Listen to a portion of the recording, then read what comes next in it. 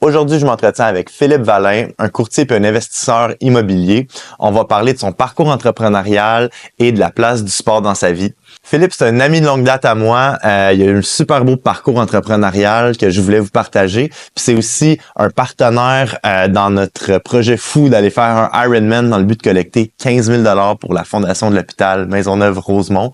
Donc, si vous voulez faire un don, il y a un lien dans les commentaires. On vous invite à aller faire une petite contribution, peu importe le montant. Ça va aider à aller financer cet hôpital-là qui commence à être énormément délaissé par le gouvernement en ce moment. Donc, on essaie de faire notre part par rapport à ça. Donc, chaque dollar compte, il n'y a pas de petits dons. Puis, sur ça, je vous dis bonne écoute. Aujourd'hui, Philippe Vallin, à notre petit podcast pour le premier podcast à vie. Ouais. Bienvenue. Merci de l'invitation. En gros, toi, tu es un courtier immobilier, Ouais. investisseur immobilier. Ouais. On se connaît depuis vraiment longtemps. Très longtemps. Très longtemps. Genre première année primaire. On n'a pas grandi ensemble nécessairement, mais on a tout le temps été un peu dans les mêmes sphères. Ouais, c'est ça. Puis moi, je me rappelle très bien, au primaire, tu étais un petit coquin. Un petit tannant de la classe. Un petit tannant. Puis après ça, tu as été travailler. Tu faisais du machinage, tu travaillais dans une usine de machinage. Mon père a une compagnie d'usinage. Mais en fait, il y avait une compagnie d'usinage parce que là, ça a été vendu. Il l'a vendu. Ouais. Tu as travaillé là un peu, puis après ça, à un moment donné, tu te disais, l'immobilier, ça m'intéresse. Je me rappelle, tu me disais, l'immobilier, ça m'intéresse. J'allais faire mon cours de courtier juste pour moi, pour acheter des maisons pour moi. 100%. Finalement, ça s'est passé autrement. Oui, exactement. En fait, c'est ça. Quand j'ai fini mon secondaire, j'étais faire un DEP en usinage Ouais. pour pouvoir travailler justement à l'entreprise de mon père. Puis, à un moment donné, c'est le fun. Là, tu fais ton 8 à 4, ton 8 à 5. Ouais. Puis, à un moment donné, ça prend des nouveaux défis. Fait que là, je me suis dit, l'immobilier, ça pourrait être intéressant, tu sais. Ouais. Puis je me rappelle, entre les deux, tu commençais... Parce que tu as peut-être eu la fibre entrepreneuriale. Là. Je me rappelle, on était dans des parties ensemble, puis on parlait de comme qu'est-ce qu'on voudrait faire, puis comment trouver des manières de faire de l'argent hors nos jobs, tu sais, puis t'achetais des autos, t'es revendais, Ouais. tu sais, t'as tout le temps t'as tout le temps eu cette espèce de petite passion-là de se dire comme, OK, comment que je peux optimiser mes ressources puis aller faire plus avec ce que j'ai. J'ai tout le temps trouvé ça vraiment cool En de fait, ta part. en ayant accès à l'usine à mon père, j'avais comme un garage, une shop où que je pouvais justement réparer des voitures. Puis là, ça a donné qu'à un moment donné, j'avais acheté une voiture que j'avais besoin de faire des réparations dessus. Puis là, j'en ai vu un autre qui était plus intéressante que celle que j'avais. Fait que là, je me suis dit, je vais vendre mon auto, puis on verra, tu sais. Fait que là, je la vends, je fais un profit. Là, je suis comme, Colin, finalement, c'est plus cher que le prix que je l'ai payé. C'est rare en automobile, là, tu sais. On dirait que dans ce temps-là, t'achetais une auto, puis Colin, tu la mettais belle, tu la mettais propre, puis tu mettais des pneus neufs dessus, quelques petites réparations, puis dans le fond, j'avais revendu une voiture, j'avais fait un profit. Puis avec ce profit-là, là, j'en avais acheté un autre. Que j'avais fait la même chose, je l'avais acheté, réparé. Bon, des fois, t'avais, je sais pas moi, le muffler qui traînait en terre. Le gars, il pensait que c'était la transmission qui était sautée.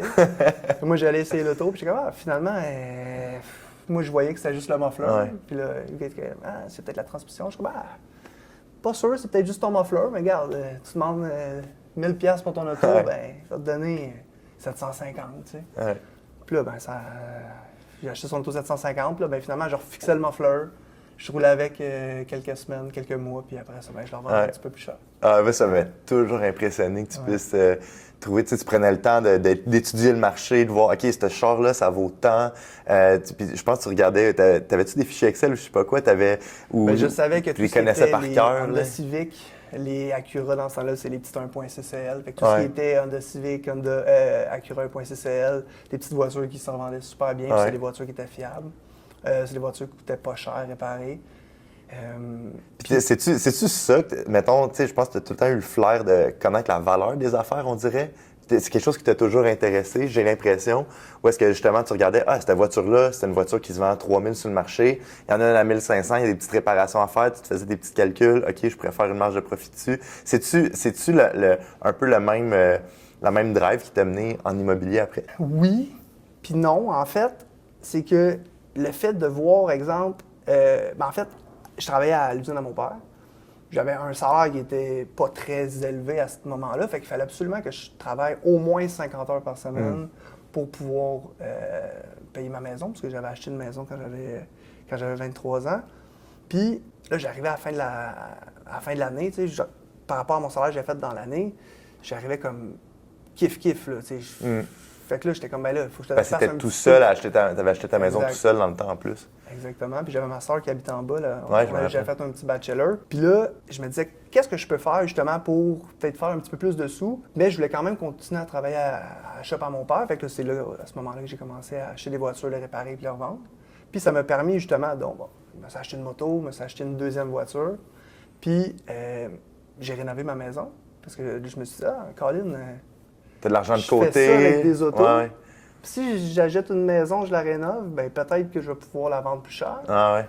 Fait que là, quand j'ai acheté ma première maison, ben je me suis dit, Colin, on va mettre du temps. T'sais, à la place de travailler 50 heures par semaine à job à mon père, je me suis dit, ben je vais travailler peut-être un petit peu moins à job à mon père, mais je vais passer peut-être un 10 heures à la maison à faire des petites rénovations. Puis c'est à ce moment-là justement que on avait creusé justement une descente de sous-sol, que j'ai fait un bachelor. Je me rappelle.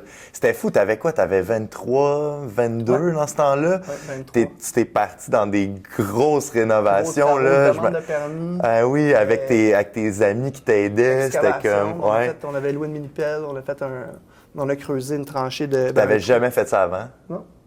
Ça m'a tout le temps fasciné. Tout le temps. J'avais pas le choix parce que dans le fond, quand j'ai acheté ma maison, en fait, c'était 5 % de mise de fonds, j'ai donné 5 % de mise de fonds. Mais là, les taxes municipales, les taxes scolaires, tous les frais reliés, l'électricité, le cadre, je veux pas. Puis tu sais, moi j'avais un rythme de vie quand même que on sortait, on allait en camping, j'avais justement plein d'activités tout le temps. Là. J'avais 2 voitures, une moto. Fait que là, j'étais comme si je veux garder mon rythme de vie, ça me prendrait peut-être un petit revenu supplémentaire. Fait qu'à ce moment-là, je me suis dit, j'ai un petit peu de sous de côté, je vais faire un bachelor, ça va me rendre un revenu supplémentaire.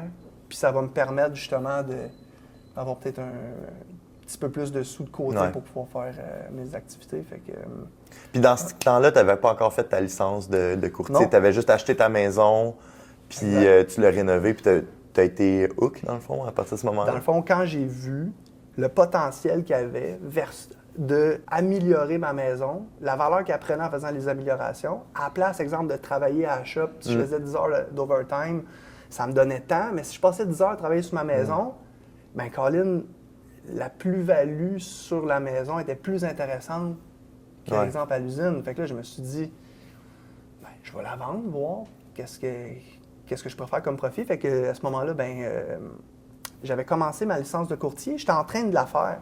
Fait que quand j'ai vendu ma maison, j'ai fait un bon profit. Puis là, je me suis dit, OK, je pense que ce qui serait vraiment intéressant, ça serait d'aller chercher toutes les connaissances pour savoir comment faire pour acheter une maison. Puis, de faire ton cours de courtier. C'est-tu ça qui t'a donné envie de faire le cours de courtier en te disant, OK, il y a moyen d'acheter les maisons, les flipper puis les revendre, puis tant qu'à donner une commission de courtier, je vais la revendre moi-même? Ou c'était plus, je veux savoir comment ça marche pour avoir accès à des meilleurs deals dans le marché, vu que tu es courtier, tu as accès à toutes les, le back-end de Centris, puis tout ça, Matrix, je pense que ça s'appelle. Exactement, mais c'était quoi réseau Centris. C'est quoi qui t'a poussé à te dire comme, OK, tu sais, au début, tu faisais pour toi, pour flipper une maison, mettons, puis tu t'es dit, je vais vendre les maisons de mes amis comme ça, mais ça va rester secondaire.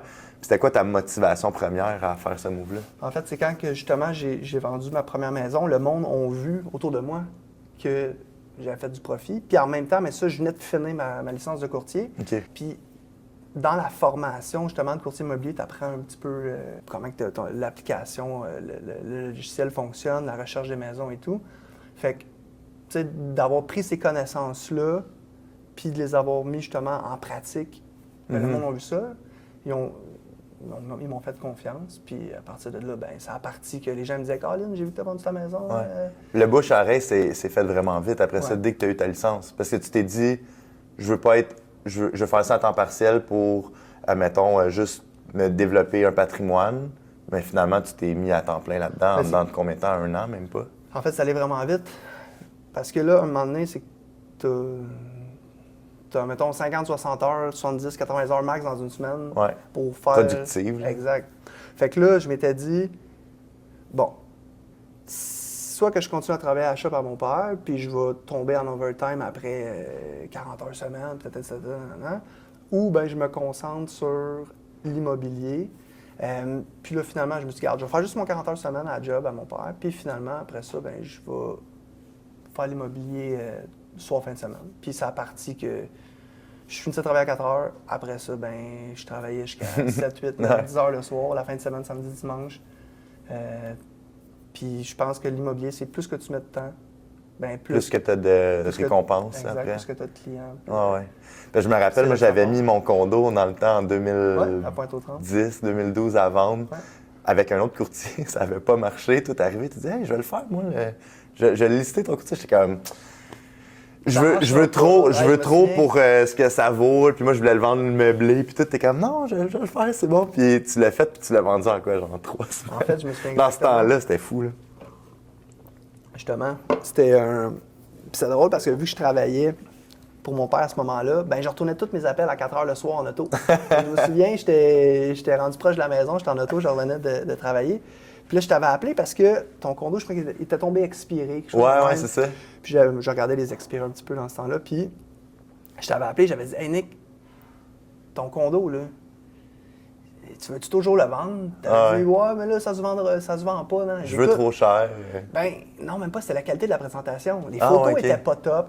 La fiche descriptive était pas écœurante. Il y avait comme des fautes dans l'inscription. Je suis comme, Nick, laisse-moi gérer ta mise en marché, là, puis ça va fonctionner. Ouais. Je dis, le prix n'était pas mauvais. Puis là, tu m'avais dit justement que tu voulais vendre peut-être tout meublé. Fait que je me suis dit, regarde, on va faire une mise en marché, tout meublé, puis on verra. Il y a une demande pour ça. Quelqu'un qui se sépare, tout ça. Ouais. Fait que photo professionnelle, une fiche centriste complète, impeccable, avec possibilité d'acheter tout meublé. Puis ça s'était vendu super rapidement. Ouais, j'étais vraiment surpris. J'étais comme, OK, il y a une différence. Qualité de la présentation. Tu sais, souvent, le monde se dit, les courtiers, ils font juste prendre des photos, puis faire signer un papier, puis ça se vend tout seul après. C'est comme pas vraiment, là. En fait, tout est une question de présentation. Oui, mais tu l'as bien dit, c'est vraiment une mise en marché. C'est du marketing que tu fais pour des maisons, en gros, là. 100%. Fait que si tu prends des photos tout croche, Puis est-ce que tu trouves que le réseau, mettons, les gens que tu connais ou les acheteurs potentiels, ont un gros impact, ou c'est vraiment 80% la mise en marché?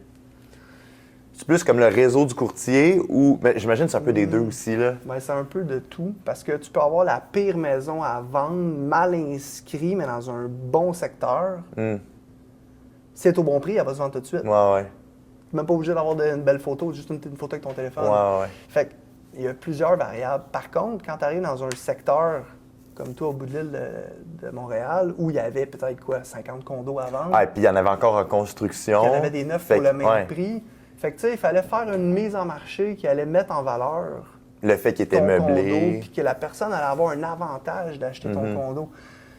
Fait que, puis c'est con, mais moi, ça a vraiment parti avec l'achat, la revente des voitures. J'étais capable de faire une mise en marché ou de montrer une voiture qui était impeccable parce que je faisais toutes les petites réparations dessus, prenais des belles photos. Tu faisais l'esthétique aussi. Les pneus étaient maganés, on les changeait. Fait que, tu sais, d'offrir un produit qui était sa coche, façon de parler, comparativement aux autres qui étaient à vendre, qui n'étaient pas sa coche, mais ça a permis autant de se démarquer avec les voitures que j'avais à vendre ou que les propriétés qu'on a à vendre. Puis, je pense que c'est vraiment ça qui a fait une différence. Qualité de la mise en marché, qualité de la présentation, puis la disponibilité. En fait, nous autres, ce qui nous a vraiment donné un gros boost, c'est qu'on était disponible tout le temps. Mais tu travaillais tout le temps, en fait. Fait que tu étais tout le temps disponible.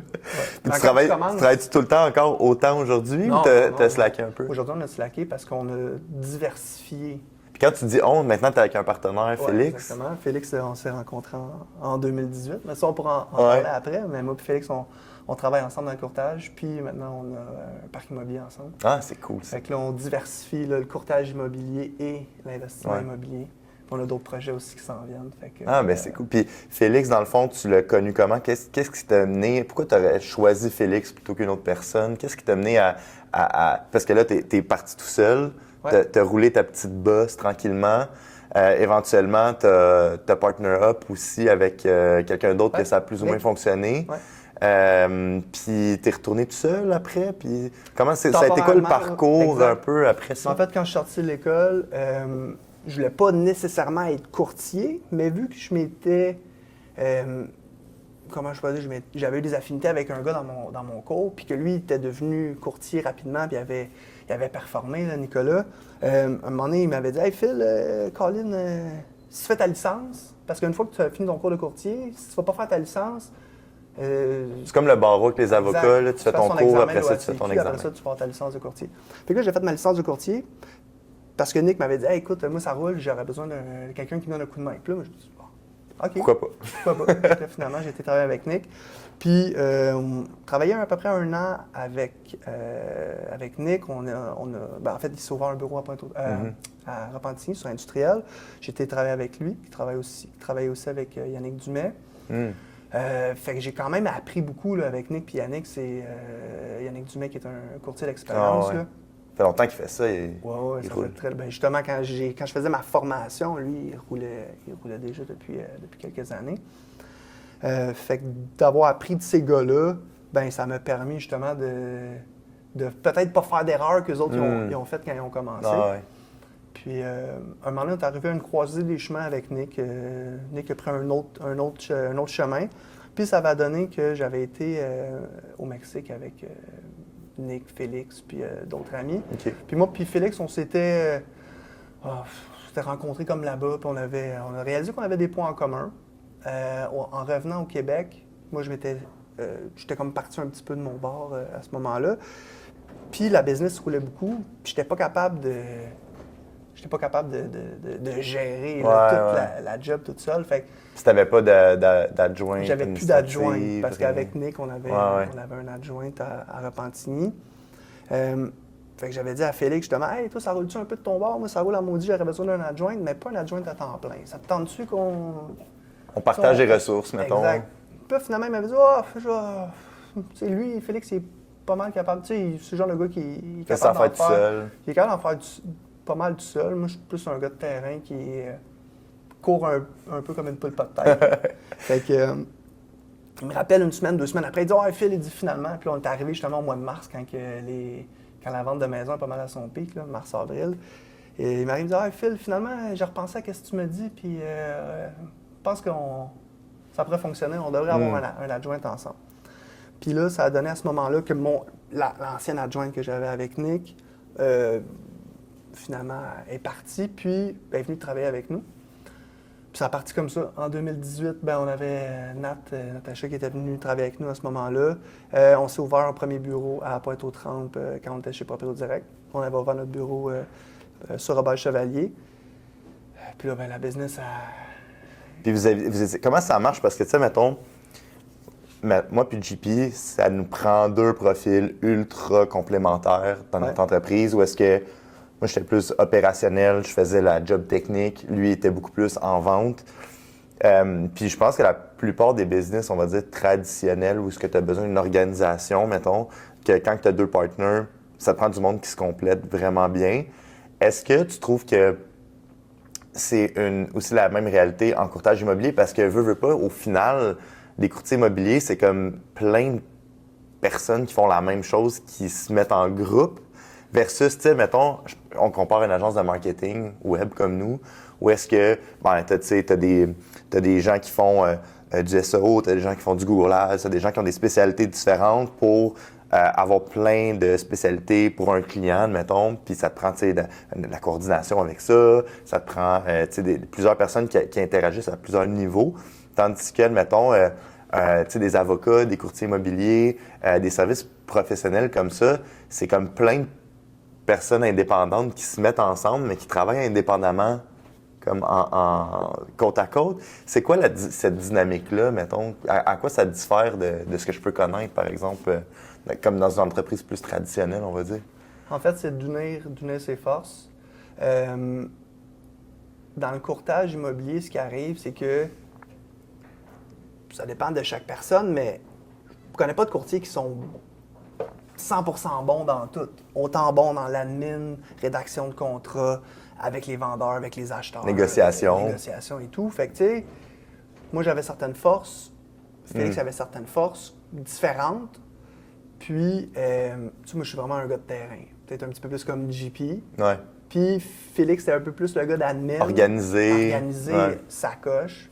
Fait que ça a vraiment fait en sorte que autant lui, peut-être les acheteurs aimaient moins ça en faire. Moi, j'aimais ça en faire. Lui, les dimanches, il aimait moins ça travailler. Moi, ça ne m'arrangeait pas de travailler dimanche. Fait que, tu sais, autant sur les jours de travail, on s'arrangeait que sur nos forces, nos faiblesses. Puis après, est-ce que c'est tout l'argent va à la même place dans une entreprise ou c'est vu que c'est des personnes individuelles différentes, il y a des commissions, des pourcentages? Il y a plein de façons différentes de fonctionner. Okay. C'est vraiment du cas par cas. Fait que c'est les gens qui décident comment ils font leur deal. Ça dépend comment tu montes. Comme dans votre cas, vous avez commencé... Ton partenariat avec... Parce que dans votre cas, vous avez commencé comme on partage les ressources, on paye, mettons, moitié-moitié, le bureau, l'adjoint. On faisait tout 50-50, c'était plus facile à gérer. Puis après ça, tout dépendamment de... C'était tes revenus, toi, personnels, tu payais ta partie, lui, il payait sa partie. Fait que s'il y en a un qui roule plus ou qui roule moins dans le mois, c'est comme ça n'a pas d'importance un envers l'autre, dans le fond. Exactement. Okay. Fait que, tu sais, jusqu'au moment où on s'est dit, bon, mais regarde, mettons, un veut peut-être travailler moins que l'autre ou plus, tu sais, peu importe. Puis après ça, on a comme changé la façon qu'on partageait les rétributions. Mais à la base, c'est vraiment du cas par cas. L'important, c'est d'avoir un entente. C'est-tu une compagnie avec une convention d'actionnaires comme on connaît ou c'est plus des ententes à l'amiable? Nous, on fonctionne, on s'est fait un contrat à la base. Quand on a commencé à avoir des courtiers qui travaillaient avec nous, on avait des ententes avec eux, des partages de rétribution et tout. Fait que dans le fond, c'est tout le temps d'avoir des contrats qui sont adaptés par rapport à la situation. Chaque situation est différente. Puis tu me disais, là, vous faites un peu d'investissement immobilier. Vous avez splitté un peu votre travail. Vous continuez à faire du courtage, mais vous faites aussi de l'investissement immobilier. Est-ce que vous vous enlignez plus pour faire grossir la business de courtage? Est-ce que vous vous enlignez plus pour... C'est quoi le plan, mettons, moyen terme pour vous autres? Actuellement, on a stabilisé la business de courtage, façon de parler, que ça fait 10 ans qu'on fait ça. C'est un petit peu comme dans tout. À un moment donné, tu as besoin de changement un peu, oui. Exactement. Fait qu'on a restructuré l'entreprise en conséquence. À la place d'avoir, exemple, un adjoint au bureau, on a un adjoint à distance. On avait un bureau à Pointe-aux-Trembles que là, on travaille de la maison. Puis, on a comme revu un peu... De couper les coûts un peu pour pouvoir se dire, OK, on n'a plus besoin de donner...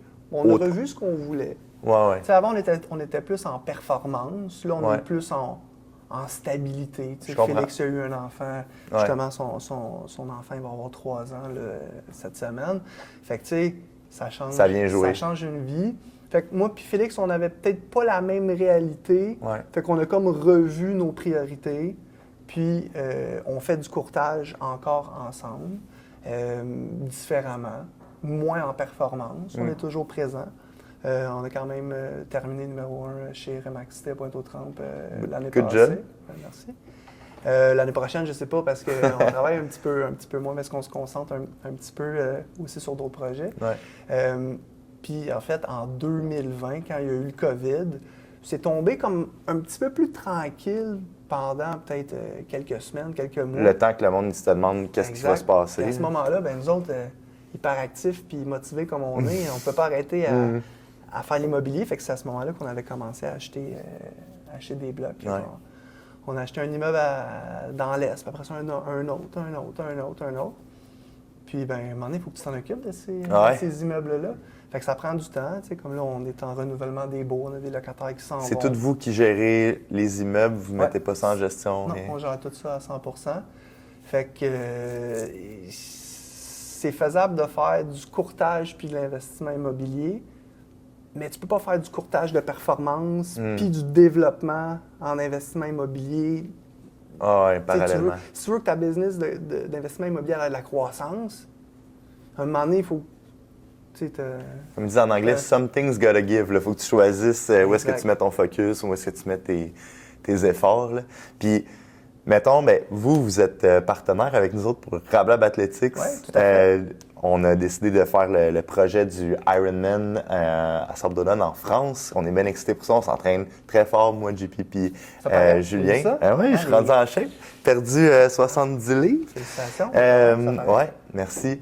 J'ai fait beaucoup de changements dans ma vie. Là. Tout ça, c'est parti de quand tu atteins le fond du baril à un moment donné, puis tu te dis, OK, je suis plus bien dans ma peau, je suis plus bien avec qui je suis, puis que tu veux changer, ça a généré un super gros changement dans ma vie, un changement de mindset.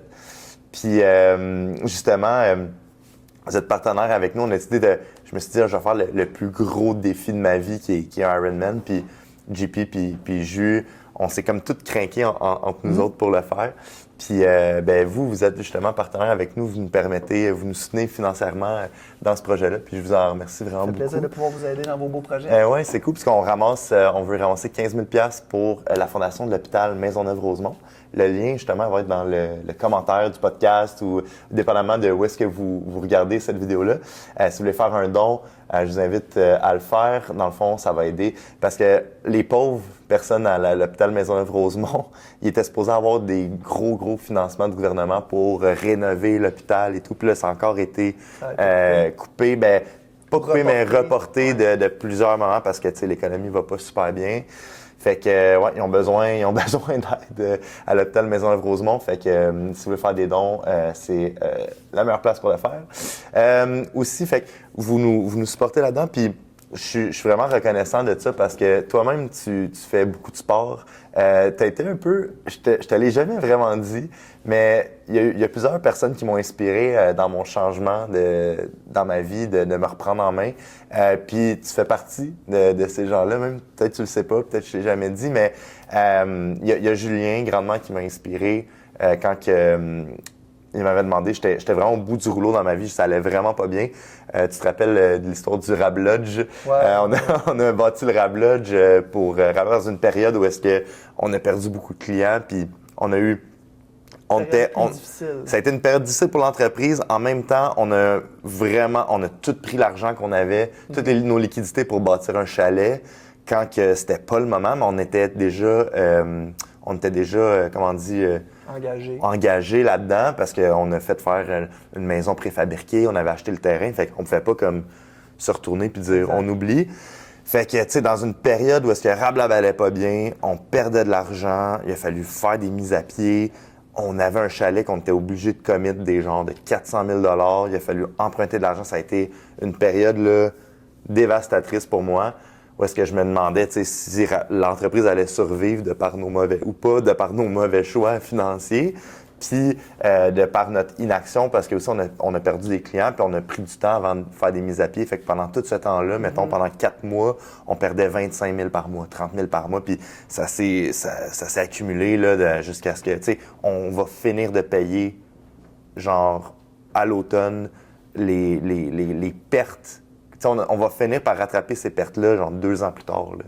Fait que, ça a été une période vraiment stressante pour moi. Genre, on a coupé nos salaires de 70 %, JP puis moi. On faisait plus d'argent, il fallait couper du monde. Je buvais pour oublier ma misère. Fait que, j'étais dans un cercle vicieux dégueulasse. Puis, je me rappelle dans ce temps-là, puis en plus, j'avais été aux États-Unis en roulotte avec ma blonde, j'étais comme malade, la vie va bien, j'étais au top of the world, puis je reviens, puis c'est shit hit de fan, puis c'est le bordel. Puis je me rappelle dans ce moment-là avec Julien, justement, il avait fait un triathlon, puis il m'avait beaucoup inspiré, j'avais été le voir, j'avais pris en vidéo puis en photo, puis il m'avait beaucoup inspiré à ce moment-là. Puis toi, dans la même période aussi, tu t'entraînais pour un triathlon, t'as tout le temps été quelqu'un qui a beaucoup... t'es hyper actif. Moi aussi. Ça prend des défis. Ouais, puis t'as tout le temps fait des affaires folles. Tu sais, comme justement, il y a quelques semaines, tu reviens d'une course dans le désert Arizona. On prend en jaser, là, c'est fou. Mais tu sais, t'as tout le temps été à faire des défis, à faire des affaires, puis j'allais chez toi dans des parties ou peu importe, puis t'es là comme « Ah non, moi je bois pas, faut que je m'entraîne, je suis en train de faire ça. » Puis j'ai tout le temps été comme inspiré par je pense que c'est une des personnes qui a le plus de discipline que je connaisse. Puis, comme je disais, dans mon cheminement, il y a plusieurs personnes qui ont eu leur rôle à jouer. Julien, justement, comme je disais, qui m'a inspiré comme pour la première fois, qui m'a poussé. Il y a JP aussi qui m'a tout le temps soutenu dès que j'étais comme je veux perdre du poids, je suis pas bien, il m'a tout le temps beaucoup soutenu. Mais toi, indirectement aussi, tu m'as beaucoup inspiré par ta discipline, puis comme vouloir faire des affaires crazy, tu sais. Fait que je voudrais t'en remercier officiellement aujourd'hui pour vrai parce que ça t'a vraiment eu ton rôle à jouer là-dedans. Ça a pu te donner un petit coup de pied dans le derrière. Ouais, vraiment. Puis, fait que ça, tu sais, toi, t'as tout le temps fait du sport dans ta vie, t'as tout le temps utilisé le sport justement pour gérer ton stress. À temps partiel. Ouais. Qu'est-ce que tu veux dire à temps partiel, dans le fond, que t'en as fait pendant des mois, t'as arrêté puis t'as recommencé plus tard ou tout le temps un peu? Quand on était jeune, quand j'étais jeune, j'ai joué au hockey, mettons, jusqu'à 12-13 ans. Ouais. Après ça, le secondaire arrive, on faisait du skateboard, de la planche à neige. Là, à un moment donné, la vingtaine arrive, là, on a commencé à prendre ça plus relax puis à sortir un peu. Puis, à un moment donné, tu veux juste travailler puis tu oublies ta santé. Puis à un moment donné, tu te rends compte que Colin, ça rentre dedans quand tu... Colin, Je l'ai vécu. Là. Moi, dès que j'ai parti Rablab, j'ai passé de quelqu'un de relativement en forme à je fais juste travailler tout le temps, 12 heures par jour, 7 jours semaine, 6 jours semaine, puis je mange de la merde parce que je prends pas le temps de bien magasiner. Tu pars le matin, tu reviens le soir, fait que le dîner... je prends pas le temps de faire de la bouffe, je prends pas le temps d'acheter de bouffe, fait que le resto, puis après ça, dans ce temps-là, je buvais comme un trou, fait que bière, alcool, calories vides.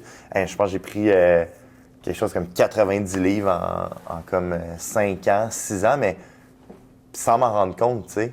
C'est tellement... ça devient une roue que tu t'en rends pas compte. Oui, parce que, tu sais, même quand j'ai perdu du poids, je me rendais même pas compte que je perdais du poids. On dirait que, tu sais, vu que tu te regardes à chaque jour, tu vois pas les changements que ton corps traverse. Puis, quand tu engraisses comme ça, tu le vois pas. Quand tu perds du poids non plus. Fait que, non, c'est vraiment spécial. Fait que, toi, dans le fond, tu t'es mis à travailler comme un chien tout le temps. Puis, un moment donné, t'as arrêté de faire du sport. En fait, c'est que tu travailles tellement que là, à un moment donné, tu arrives pour te réveiller le matin, tu es prêt de te lever. Ouais. Tu te rendors, tu te réveilles, tu es comme prêt de te réveiller encore, puis rendu 11 heures, tu fais comme, comme un problème, mon corps a besoin de récupérer un petit peu. Puis à ce moment-là, en fait, ce qui a fait un déclic, ça a été aussi le COVID. Parce qu'au moment du COVID, on a comme pogné un shutdown. Puis à ce moment-là, je me suis dit, là, qu'est-ce que je vais faire? Quoi faire? Parce que ça, t'as jamais été un gars d'écouter la télé, jouer aux jeux vidéo, tout ça, ça n'a jamais été ton vibe, là. En fait, la TV, des fois, elle peut rester fermée pendant une semaine. Fait que ça te prenait de quoi faire, parce que ce que moi, je faisais pendant la COVID, qui était gamer, écouter Netflix, moi, j'étais content. J'étais comme, yes! Tu disais de te demander quoi faire. Là, ce que j'ai fait à ce moment-là, je me suis dit, bon, là, ça prend des projets, ça prend des défis. Qu'est-ce que je peux faire? Puis là, je me suis dit, là, je voyais mon ami Anne-Francis qui faisait des 60 km, des 100 km. À pied? Oui. Fait que là, je me dis, Colin, j'aimerais ça faire ça. Fait que je vais commencer par un 20 km. Fait que, début du COVID, je me suis inscrit au demi-marathon de Montréal, qui est un 20 km. C'était début avril, je pense. Fait que j'ai commencé à courir début mars. Tranquille. Tu t'es laissé le temps, c'est bon? Le COVID a commencé dans ce temps-là. Ouais. J'avais un mois pour me préparer. J'avais jamais couru vraiment de ma vie. Oh boy! Mais mon ami, en fait, j'ai appelé Yann. J'ai dit, Yann, commence à courir, comment ça marche? Il dit, ça te prend des bons souliers. Je fais comme, je pensais que je peux courir avec mes souliers de gym. Non. Fait qu'il dit, non, ça prend des bons souliers. Puis il était m'acheter des bons souliers.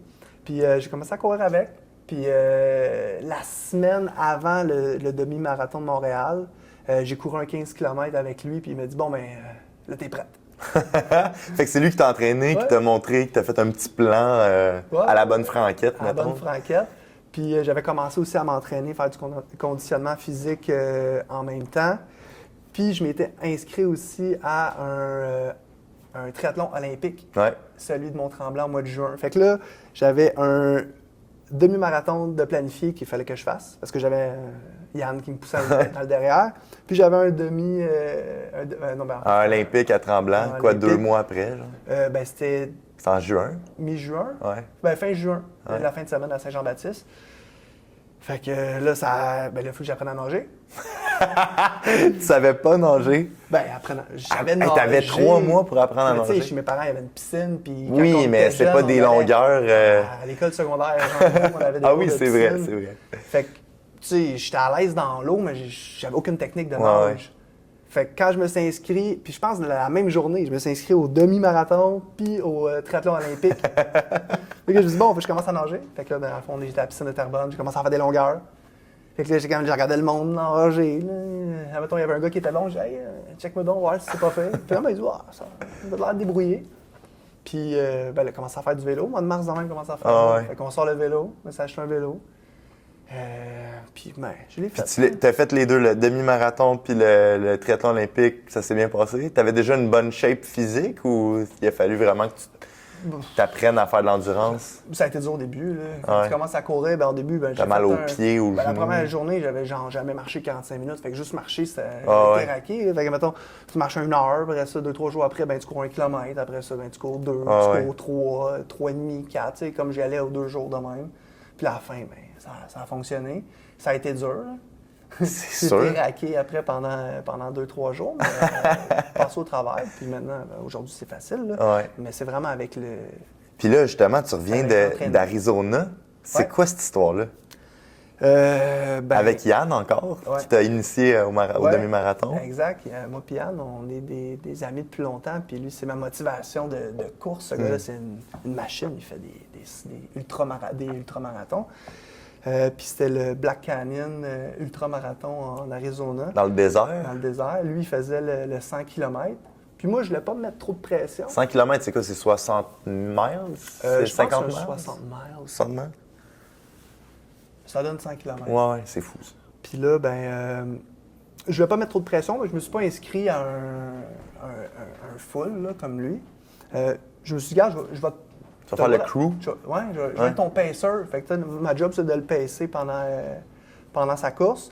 Fait que dans le fond, lui fait sa course sur 100 km, toi tu l'as accompagné pendant une période là-dedans? Il est arrivé à une péripétie, c'est qu'il a fait une intoxication alimentaire 2 jours avant. Oui. Fait qu'il a juste été capable de faire un 30 km, mais ce n'est que partie remise parce qu'il s'est déjà inscrit pour l'année prochaine, puis il y a plein d'autres courses à faire. Mais ma job, c'était de le pacer entre le 60e et le 90e kilomètre. OK. Fait que moi, j'avais son stock, ses ravitaux, puis tout. Puis, fait que tu avais un 30 km à faire avec lui. Dans le désert, J'étais préparé. Il fallait-tu que tu gardes... Le plan, c'était-tu de faire garder un certain pace? Ça fait que, mettons, on dit n'importe quoi, il courait 6 minutes le kilomètre. Ben, toi, ta job, c'était de courir ou c'était juste de le suivre? J'y allais avec son feeling. OK. Dans le fond, c'est moi qui le tirais. Puis, on s'était dit... Ben, ça dépend, parce que peut-être que moi, cette journée-là, ça aurait peut-être moins bien été, même si c'est juste un 30, il faisait... il faisait quoi? 50 degrés, 40 degrés? Il devait faire, mettons, au soleil, un 30 degrés Celsius avec le soleil en pleine face. Puis moi, quand j'ai embarqué sa course avec lui, c'était entre 1h l'après-midi à 4h l'après-midi à peu près. Dans le pic de la chaleur. Un 30 km, ça donnait à peu près, on s'était dit 3 heures, entre 3 et 4 heures. Mais c'est ça, ma job, c'était juste de le tirer. De le tirer. Puis ça, c'est dégoûtant. Là. Tu t'entraînes parce qu'il a dû s'entraîner pendant plusieurs mois pour faire ça, cette course-là. Course après course. Là. Lui, il s'entraîne, il travaille en construction, puis il se réveille à 4 heures le matin pour s'entraîner. Il y a une fille aussi, un enfant, une petite famille et tout. Fait que... C'est une machine. Il faut qu'il arrive sur le chantier à 6 heures. Fait que lui, il faut qu'il se réveille à 4 et quart, il part, il court 1 heure, après il va travailler. C'est une machine. C'est fou, c'est admirable. C'est admirable. Puis dans le fond, lui, c'est ça une de mes plus grandes craintes, je pense. C'est, tu sais, pour ma part, pour l'Ironman, c'est un entraînement de entre 12 puis 14 heures par semaine. C'est tellement de commitment. Puis c'est dur sur le mental de garder cette discipline-là, de s'entraîner à chaque jour, de dire non à des affaires parce que tu peux pas y aller parce que, mettons, hey, tu veux-tu aller aux pommes en fin de semaine? C'est comme non, j'ai 4 heures de bike à faire, genre. Tu reviens toujours à... Ouais, c'est ça le focus parce que moi, je me suis fait une promesse, c'était de le faire puis de le finir. Fait que c'est comme peu importe qu'est-ce qui va m'arriver, c'est secondaire. Le focus de ma vie en ce moment, c'est de finaliser ça, c'est de terminer ça. Puis c'est ma plus grande crainte, c'est de te dire, tu fais tout ça, puis t'arrives genre 2 jours avant, puis tu pètes une cheville. Tu peux avoir une intoxication. Tu as la grippe, n'importe quoi. Il faut que tu l'acceptes, ce n'est que partie remise. Rendu là, au moins, tu es encore en vie. C'est pas comme si ton avion a crashé, puis t'es mort. Tu as la chance de pouvoir te reprendre. C'est pas comme si tu t'es fait couper une jambe. Moi, je vois vraiment comme... C'est vraiment weird parce que je trouve que toute cette discipline-là, puis cet entraînement-là, ça donne plein d'avantages dans le reste de ta vie, mettons. Puis je vois vraiment comme la course comme étant le cadeau que tu te fais à la fin. Dans le sens que le jour de la course, là, parce que j'ai fait un demi-Ironman en septembre, puis je me suis entraîné, merci. Puis je me suis entraîné, ça a été rough, ça, il faisait 37 degrés. La chaleur, c'est tellement tueur, là. C'est une grosse course. Ouais, puis le jour de la course, c'était le fun. Versus, sais, dans ta semaine, un là, relâchement. Ben oui. Puis ta journée est faite pour ça. Versus, mettons, aujourd'hui, là, à soir, il faut que j'aille faire 1h30 de course, de bike. Ça te là. tente probablement. Mais ça me tente pas, parce que je travaille depuis 9h à matin. Il est 5h30, on va finir ça. Je vais rentrer chez nous vers 7, admettons. Je vais être chez nous. Je vais faire mon 1h30 de bike. Il va être 8h30. Faut que je soupe. Faut que je prenne mon chien. Puis je vais me coucher. Fait que, tu sais, c'est comme... Ça me tente, ma journée est comme remplie du matin au soir, puis je suis comme, à la fin de ma journée, je suis fatigué. Versus, la journée de la course, tu t'es reposé genre la veille. T'as essayé? Oui, mais tu sais, ça fait 2 semaines. Oui, je comprends que ça, puis tu dors pas. Parce que t'es stressé. Ouais, vraiment. Mais tu sais, ça fait 2 semaines que t'es c'est-tu l'affûtage qu'ils appellent ou tu reprends ton énergie. Tu reprends ton énergie, t'as baissé ton volume beaucoup d'entraînement 2 semaines avant. T'as une journée 2 jours avant que tu fais rien, tu te reposes à 100%. La veille, tu fais juste une petite course de 20 minutes avant la vraie course. Ouais, tu te repars la machine un peu. Puis la journée de la course, c'est ton cadeau, là. T'as rien d'autre à faire, t'as aucun autre commitment. Tes amis sont là pour toi, pour te supporter. Ta blonde qui t'a supporté, ma blonde qui m'a supporté pendant toutes ces semaines puis ces mois d'entraînement-là, elle est là. Puis elle est là pour me supporter. Fait que je trouve ça, c'est vraiment comme un relâchement versus tous les mois d'entraînement. Tu sais, je m'entraîne depuis, j'ai recommencé l'entraînement depuis novembre. Fait que c'est de novembre à juin que t'es juste 100% focus à t'entraîner intense, à faire ça. Puis tu as ta vie de tous les jours qui embarque, c'est ça qui est bien plus tough que de faire 14 heures d'une shot, là, tu sais. Fait que c'est vraiment, moi je trouve, c'est tellement dans la tête que ça se passe, puis je trouve ça difficile des fois de partager ça aux autres parce que, tu sais, je fais ces entraînements-là avec Jean-Philippe, avec Julien, mais comme on est vraiment tous pas au même niveau. JP a un enfant, je comprends pas sa réalité. Mm-hmm. Julien, il attend un enfant, je comprends pas sa réalité. Moi, j'ai pas d'enfants.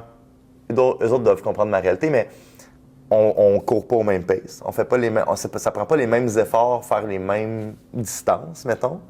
Puis, moi, je suis quelqu'un, mettons, quand je m'entraîne dans ma tête, tu sais, je deviens émotif. Des fois, je pense à un paquet d'affaires. Je prends ce temps-là pour vider ma tête. Puis, tu sais, je pense qu'on en parlait l'autre fois, mais tu me disais, quand je travaille comme un fou toute la semaine, je prends pas le temps de reset puis de vider ma tête puis de repartir à zéro à chaque jour. Pas le choix. Puis ces moments-là, ça permet tellement de faire ça, puis ça permet de libérer un paquet d'affaires que des fois je vis des émotions que je comprends même pas. Tu sais, des fois là je cours là, puis je commence à avoir un frisson. Puis là après mon frisson, je commence à pleurer. Mais comme je suis pas triste, je suis pas fâché, je suis pas heureux, je suis juste comme je ressens quelque chose que je comprends pas nécessairement. Puis c'est sûrement juste chimique, mais ça me permet vraiment comme tu dis, de faire un reset, puis c'est tellement bon pour moi, pour ma santé mentale, pour un paquet d'affaires, parce qu'avant, j'ai tout le temps géré le stress avec l'alcool, puis là, quand tu dépenses 4000 calories dans ta journée, t'es plus stressé, là.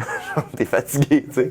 Fait que, je sais pas, toi, comme à quel point ça t'aide, puis à quel point de rajouter du sport dans ta vie, c'est quoi les petits ajouts, les petits plus que ça te donne en dehors de juste être en forme et être bien dans ton corps, là? En fait, t'as pas le choix, surtout quand tu as un travail qui est de performance. À un moment donné, c'est que t'accumules du stress, t'accumules plein d'affaires dans toi que tu pourrais aller faire de la boxe, là. Ça fonctionne très bien, là. Mais de faire, mettons, un entraînement de course de vélo, de nage, peu importe, puis d'avoir un but, ben on dirait que ça vient comme changer ton focus, que, mettons, quand tu travailles, tu es en performance, tu focuses tout le temps sur le travail, puis là, tu viens comme oublier tout ça, puis là, tu focuses sur un nouvel objectif, fait que tu viens comme un peu changer le mal de place, mais ça t'amène que du positif parce que au début, ça te tentait peut-être pas d'aller t'entraîner, mais tout le bien, tout le bonheur, toute la façon que tu te sens une fois que tu as fini ton entraînement, tu es tellement content, tu as tout oublié tes problèmes de la journée, tu as eu un feeling au début que ça ne te tentait pas, mais de l'avoir fait, ça te crée du bonheur, puis après ça, ben, tu es bien. Puis là, ben, des fois, ben, tu te dis, ben, Colin, on fait les choses comme il faut, ben, on va manger comme il faut. Tu manges bien. Fait que, c'est comme une roue. Puis là, ben, tu te couches de bonne heure, tu travailles de bonne heure. C'est un cercle positif, là. 100%. Puis de te fixer des objectifs comme ça, ben, ça fait que tu restes groundé. Ouais. Puis que même si, admettons, exemple, je sais pas, moi, ça va moins bien à la job, ben tu sais que tu as une course, une compétition, peu importe, une activité qui s'en vient, puis que tu sais que ça te procure du bonheur, ben tu vas faire comme, regarde, c'est temporaire, c'est le problème que je vis, puis tellement. dans pas long, ben je vais avoir du fun, tu sais. Fait que c'est tout le temps de trouver des choses qui te passionnent, que tu as du fun, que ce soit autant dans la course que peu importe, dans n'importe quel sport. En tant qu'entrepreneur, tu n'as pas le choix. Je pense que tu peux pas être, en tout cas selon moi, tu peux pas être heureux à 100% si tu n'as pas du sport dans ta vie parce que il va tout le temps avoir un petit quelque chose qui va rester dans ta tête. Puis là, t'es right on the money. En ce moment, parce que tout ce qui est la course, qui est triathlon, ces choses-là, c'est des sports qui sont très individualistes. Ouais. Puis ton plus grand adversaire, il faut toi. que ça soit toi. Mais c'est comment je pourrais dire, c'est que tu es tout le temps dans ta tête quand même. Fait que tu sais, au travail, tu es en performance dans ta tête. Puis en plus, dans ton sport, tu es en performance dans ta tête encore. Fait que je pense que ça te prend aussi un équilibre. Fait que de diversifier avec des sports d'équipe. Comme là, je joue au hockey. J'ai recommencé à jouer au hockey l'année passée. Puis pour vrai, c'est le côté social qui vient avec. Exactement. Ouais. Fait que ça vient vraiment reset à 100% versus que des fois, tu pars courir, ben tu vas peut-être être reset à 90%, mais pas à 100% parce que quand tu as couru, tu as quand même pensé à tes problèmes de la journée. Ouais. Mais mettons, exemple, quand tu joues au hockey, puis il faut que tu ailles chercher la rondelle dans le coin, là, puis qu'il y a un gars de 200 livres qui s'en vient à l'arrêt de toi, tu penses pas à tes problèmes. Le problème que tu penses, c'est est-ce que je vais survivre quand je vais sortir du coin. J'ai l'impression que ça fait ça vient jouer dans des parties du cerveau différentes. Puis tu sais, je suis pas neuropsychologue ou neuroscientifique, là, mais mettons, le fait de savoir que tu vas être avec tes amis jouer au hockey, il y a quelque chose qui vient te motiver à te déplacer parce qu'il y a comme quelqu'un d'autre qui compte sur toi pour que tu sois là d'une certaine manière, tu sais. Fait que ça t'aide à plus facilement peut-être y aller. Ce que je trouve qui est super intéressant dans le sport d'endurance, quand tu es tout seul, c'est que faut que tu te parles toi-même. Parce que ton corps, il veut juste arrêter. Ouais. Ton corps, il veut juste comme faire, regarde, je m'assois puis j'arrête, ça me tente plus. Puis se battre contre cette voix-là. Mais moi, c'est ça qui je pense, j'ai des frissons en parlant, c'est ça qui est mon plus gros apport dans ma vie. C'est de réussir à développer cette deuxième voix-là. Parce que toute ma vie, j'ai répondu à la première voix et la seule voix que j'avais dans ma tête qui était comme « Repose-toi, game, mange la marde, bois ». Fais les affaires qui sont pas bonnes pour toi. Parce qu'on dirait que c'est la voix qui cherche le confort, qui cherche... Puis tu sais, on s'entend, on vit dans une société ultra confortable. On n'est pas en guerre. On a des toits par-dessus nous. On a de la bouffe à profusion. Fait que tu sais, on n'est jamais... si tu veux, si tu gagnes bien ta vie, là, le moindrement, tu peux jamais être inconfortable. Tu peux t'arranger pour jamais être inconfortable. Tout à fait. Puis c'est là que c'est le début de la fin, genre, selon moi. Parce que dès que tu deviens confortable, les objectifs, t'es comme oh, pas besoin d'être ça, je suis bien, ça me tente pas de faire des... C'est ton pire ennemi. Ah ouais, c'est ton confort. Il faut que tu te mettes dans l'inconfort. Puis même en business, quand ça va trop bien, des fois, il faut justement que tu te mettes dans l'inconfort parce que des fois, quand ça va trop bien, ben ça avance plus. C'est ça. Ça avance plus. Tu viens stagner. Puis moi, c'est vraiment ça qui a été game changer pour moi, c'est que cette voix-là, arrêter de l'écouter, puis te dire quand ton corps il dit d'arrêter, quand ta tête a dit d'arrêter, quand ta tête a dit ça tente pas d'y aller, puis tu y vas pareil, t'as pas le choix de développer cette deuxième voix-là. Mais cette deuxième voix-là, maintenant, je suis rendu schizophrène. Non, mais cette deuxième voix-là, elle me permet de faire les choses autrement maintenant, dans peu importe c'est quoi, que ce soit dans ma relation de couple, que ce soit à la job. J'essaie de tout le temps d'avoir un autre point de vue, mettons. Ouais, fait que d'avoir cette deuxième voie-là qui te permet de résister des fois à te dire « Ah, je vais aller à l'épicerie à la place de me commander du resto. Je vais faire le ménage à la place d'attendre que la femme de ménage arrive. Tu sais, je vais faire des choses, puis je vais faire exprès pour faire des choses plates. » D'être dans l'action. D'être dans l'action, ça t'aide tout le 100%. temps. 100%, ça te permet de progresser. C'est un peu comme des intervalles. Ouais. La meilleure façon de progresser en course, c'est de faire des intervalles. Ouais. Tu fais juste courir. En fait, oui, quand tu commences au début, tu peux y aller un petit peu par un petit peu tu progresses comme ça. Tu essaies d'en faire un petit peu plus à chaque fois. Ouais. Mais quand tu vas atteindre un autre niveau, moi, ce que je trouve qui fonctionnait bien, c'est de faire les intervalles. Ouais. Fait que, mettons, tu cours à un pace qui va être normal, mais là, tu l'augmentes pendant, tu fais à 110% pendant une minute. 2 minutes. Après ça, tu ralentis, mais tu marches jamais. Ouais. Mais tu peux, là, mais... Puis le hockey, c'est en fait, c'est pour ça que j'ai c'est commencé vrai, un petit le peu hockey, le hockey. c'est comme ça. C'est très explosif. Fait que dans le fond, mais t'arrêtes complètement quand tu vas au banc. Ouais. Fait que le but, c'est de... Puis en fait, nous, on joue 3 contre 3, fait que c'est comme... c'est plus moins de d'action. joueurs, c'est plus... t'arrêtes moins, là. Ouais. Fait que ça va vraiment chercher l'intervalle. Puis pour vrai, c'est très complémentaire à la course. Ouais. C'est vraiment d'essayer de progresser. Ouais. Puis de trouver les façons qui vont te pousser, dans le fond. Ouais. Puis tu disais tantôt, c'est temporaire, tout est temporaire, puis ça m'a vraiment marqué que tu dises ça, parce que c'est une autre affaire que j'ai pu ajouter à ma vie aussi dans le livre des choses que j'ai appris en faisant beaucoup de sport puis en faisant du sport d'endurance, c'est quand tu fais des intervalles, là, puis tu es à 1 minute, là, dans le fond, là, ton cœur, il veut sortir de ton chest. Quand tu es dans cette minute-là, tout ce que tu veux, c'est arrêter. En vélo, mettons, ou en course, pour ma part. Tout ce que je veux, c'est arrêter. Puis, quand je fais mon, mettons, 2 minutes de repos après, entre la prochaine minute intense, je suis comme, finalement, c'était pas si pire, la minute. Quand tu es dedans, tu veux arrêter, ta tête te dit, arrête, c'est trop, c'est trop, c'est trop.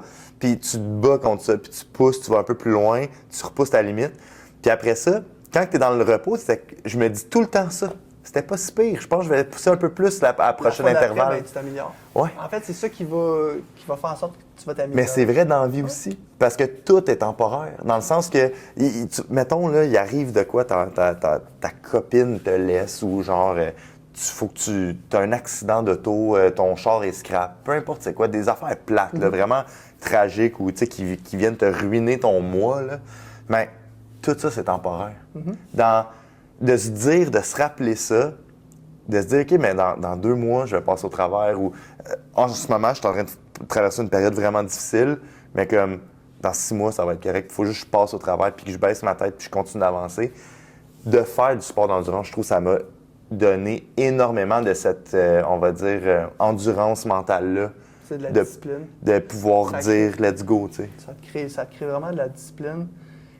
Puis pour vrai, sûrement que tu as déjà fait sûrement que tu as déjà fait l'exercice, là. Mais mettons, tu arrives, puis une journée, tu dis, garde, tu quoi, je m'entraînerai pas à soir. Finalement, là, garde, give up. Je le fais pas, ça.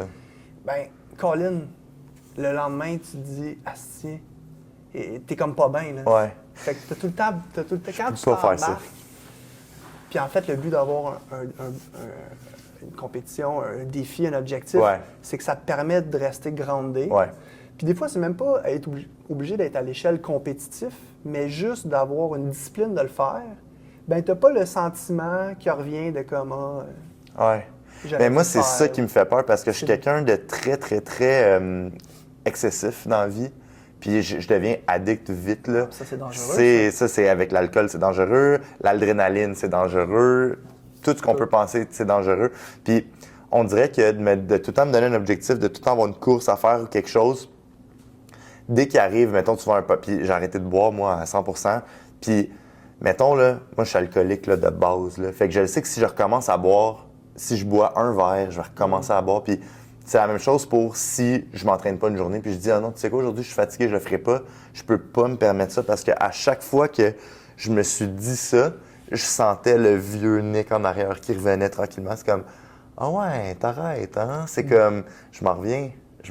Puis, c'est un peu bizarre d'expliquer comme ça, mais j'ai peur d'arrêter. J'ai peur de skipper une journée, j'ai peur de reprendre un verre, j'ai peur de faire quoi que ce soit parce que je me dis, dès que je me remets la main dans cet engrenage-là, mon bras va passer. Mais ça, c'est la sagesse en vieillissant, mais tu apprends à te connaître. Ouais. Fait que tu le sais que c'est mieux pour toi de juste pas y toucher puis de te tenir loin. Ouais, vraiment. Puis toi, as-tu des objectifs? Là, tu as fait t'as pacé pour Yannick. Ouais. C'est quoi, toi? As-tu des objectifs sportifs cette année pour cette période? Mais en fait, j'ai un groupe d'amis, là, on s'appelle les tatas. Là. C'est drôle, les groupes d'amis ont tous des noms. Ouais. J'adore ça. Comme vous autres, votre groupe athlétique Rablab. Mais nous, on a un petit groupe, on est les Tatas. C'est une autre gang que ma gang de hockey. Puis nous, on fait des courses pour le fun.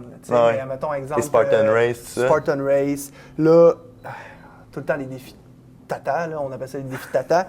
Là, on s'inscrit à la trifecta de Tremblant. Oh boy, c'est les 3 courses, c'est le 5, 10, 20 miles? Exact. Ouais. Back-à-back sur 2 jours. Oui, oui, oui. Fait que tu fais ton 21, puis en plus, c'est des courses à obstacles, en dénivellation. C'est quand même intense, là. Fait que tu as un 21, le lendemain, tu as un 5 puis un 10, ou un 10 puis un 5. Mais le problème, c'est les obstacles. Ouais. Puis il faut que tu montes le Mont-Tremblant, puis tu vas descendre. Dans Bouette, je me rappelle, j'avais fait le 10 miles il y a vraiment longtemps, là, genre en 2008-2010. Là. Je savais pas dans quoi je m'embarquais, man. J'avais des souliers de course bien ordinaires, man. J'avais mon soulier pogné dans la Bouette, j'étais à pieds nus. C'était n'importe quoi. Dans n'importe quel sport, c'est important d'être bien équipé. Bien outillé. Parce que c'est ta base. Là. Pas des... 21 km, 21 miles, hein? C'est des miles, non, là, c'est des kilomètres. C'est des kilomètres, OK. 21 km dans Tremblant dénivelé. Puis le lendemain, tu fais le 10 puis le 5, toujours à déjà, tu vas te raquer. Tu fais les 3 courses. Juste le 10, l'année passée, on t'est raqué. Ouais. Mais regarde, c'est un beau défi. Tu vas avoir une médaille spéciale juste pour ça, avec les 3 petits... Les 3 médailles. À chaque année, on fait les courses extrêmes. 45e degré nord dans le coin de Saint-Calix, Rodney, course à obstacles aussi. On va faire le triathlon, probablement le triathlon de Montréal, qui est un triathlon... L'Esprit? L'Esprit. Tu fais-tu le sprint ou... Probablement qu'on va le faire en olympique. Ouais, Olympique, c'est une distance qui est le fun à faire. Tu as besoin de t'entraîner, ça c'est sûr, mais tu n'as pas besoin de faire un super gros entraînement. C'est pas 10 heures par semaine. C'est sûr, quand c'est ton premier, tu n'as pas le choix, mais à force d'en faire, Nous, notre gang, c'est le sprint, c'est comme notre petite... c'est le petit réchauffement. Le petit, puis à chaque année, c'est le premier que... c'est ça, c'est le premier que j'ai fait, puis à chaque année, je suis comme, je me suis amélioré de temps. Tu sais, le premier, j'ai fait en 1h45, maintenant, j'étais encore en embonpoint. Puis le deuxième, je me rappelle plus, je vais pas dire n'importe quoi parce que c'est prouvable, là, ces chiffres-là, mais je pense que c'est 1h20 quelque chose. Ça dépend de ceux que tu fais, parce que si tu fais celui à Tremblant versus si tu fais celui de Montréal, ben oui. Tremblant, tu es dans le dénivelé. Côtes, là, tu es sur du plat, c'est complètement différent. Puis qu'est-ce qu'on peut te souhaiter pour les prochaines années, professionnellement, personnellement? C'est quoi qu'on peut c'est quoi qu'on peut attendre de toi? C'est quoi que tu aimerais accomplir? Le plus important, c'est la santé. Ouais. Continuer d'être en santé, continuer à faire du sport, continuer de faire du courtage immobilier, continuer de faire de l'investissement immobilier, plein de projets avec mon amoureuse Jennifer, des voyages, prendre la vie... tu vas retourner en Afrique? Je suis pas dans les projets à court moyen terme, mais éventuellement, peut-être, ça serait bien la Tanzanie. Parce que je pense que ton amoureuse a vraiment aimé ce voyage. Mais c'est un voyage qui est extraordinaire. L'Afrique, ça doit tellement être dépaysant. C'est incroyable. C'est incroyable. T'sais, autant que c'est un pays qui est extrêmement pauvre, que tu vois que les gens sont... ils n'ont rien, mais ils veulent tout te donner. Les animaux, tout, le Kilimanjaro, c'est beau, c'est un voyage d'une vie. Là. Ça m'a donné le goût de voir, entendre les histoires de là-bas et tout. C'est vraiment un beau voyage à faire avant la retraite parce que c'est quand même rough, ça brasse dans le Jeep. Là, il y a peut-être un Ironman là-bas à faire en Afrique. Je pourrais aligner une course avec un voyage. Ben ça peut être des... Ça, c'est ça mon but. Moi, dans la vie... Tu amènes ta blonde en voyage, elle est contente, puis tu te bookes une course en même temps, fait que tout le monde est content. Exactement. Ben, j'ai tout le temps été quelqu'un qui me disait, les voyages, on s'en fout. Ça m'a jamais parlé, vraiment. Puis j'ai tout le temps été quelqu'un qui voulait bâtir justement des entreprises, décider ça. Puis je me disais, faire un voyage, ben tu sais, tu mets de l'argent là-dedans, tu perds du temps d'une certaine manière. Tu reset. Mais tu reset. Fait que c'est quelque chose que je veux vraiment commencer à faire. Puis ma blonde, c'est une tripeuse de voyage aussi. Fait que je pense que ça va être ça, moi, ça va être les voyages en même temps que des courses, puis pouvoir voir le monde en même temps que de me dépasser. Je pense que c'est ça qui va être super cool. Des voyages aussi? Yes, sir. Ben merci en tout cas pour... ta belle présence puis ton beau partage. All right. On lâche pas. Salut!